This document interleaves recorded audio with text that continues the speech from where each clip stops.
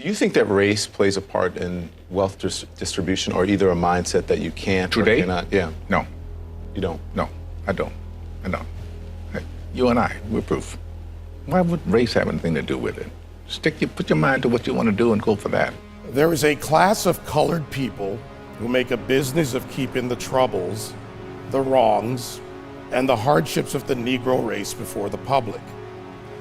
Some of these people do not want the Negro to lose his grievances because they do not want to lose their jobs.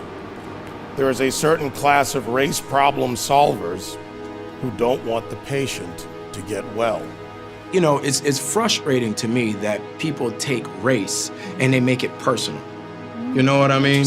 Like we're at a loss in this generation. If you watch 48 Hours with Eddie Murphy and Nick Nolte, both of them hated each other because he was black and because he was white. You know what they did? They laughed. A lot of white kids love rap. Yes. Explain that. What does that say to you? What's the message of it? What's the bigger picture of it? I don't want to be bashed because I don't want to sound like I'm on the wrong if there is a side, but I thought that was clearly a message that there was no such thing as racism. That's what I thought that was. And right now, we are in a society where we can't have a conversation because no one's willing to listen. People are just shouting. People are just shouting. People are walking down the street, hashtagging everything. So do you think we've made any headway in the I think it's more important to make headway in our own house. By the time the system comes into play, the damage is done. In the 1960s, 80+% of blacks were two-parent homes.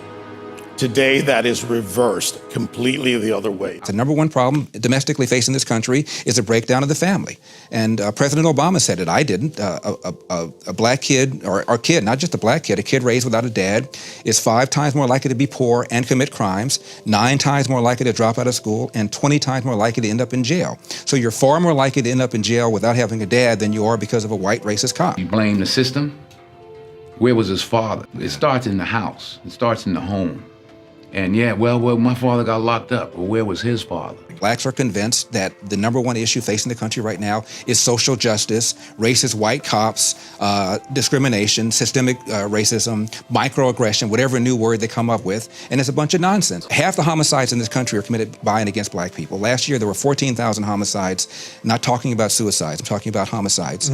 Half of them were black, 96% of them black on black of that 7,000. Where's the Black Lives Matter people on that? In Baltimore, where Freddie Gray was killed, Freddie Gray died in a van, I shouldn't say was killed, died in a van. Yeah. You have a city that's 45% black. City council is 100% Democrat. The majority of city council is black. The top cop at the time was black. The number 2 cop was black. The majority of the command staff is black. The mayor is black. The AG is black. And yet here we are talking about racism. I mean, it's absurd. 965 people were shot by cops last year and killed. 4% of them were white cops shooting unarmed blacks. In Chicago in 2011, 21 people were shot and killed by cops. In 2015, there were 7. In Chicago, which is a third black, a third white, and a third Hispanic, 70% of the homicides are black on black. About 40 per month, almost 500 per year last year in Chicago, and 75% of them are unsolved. Where is the Black Lives Matter on that? The idea that a racist white cop shooting unarmed black people is a peril to black people is BS. It's no excuse for them bombing and destroying your own neighborhood. And burning down wherever it's happening. Burning down storefronts and stores that people with mobs is how they get turned into that. Yeah. What's to be gained?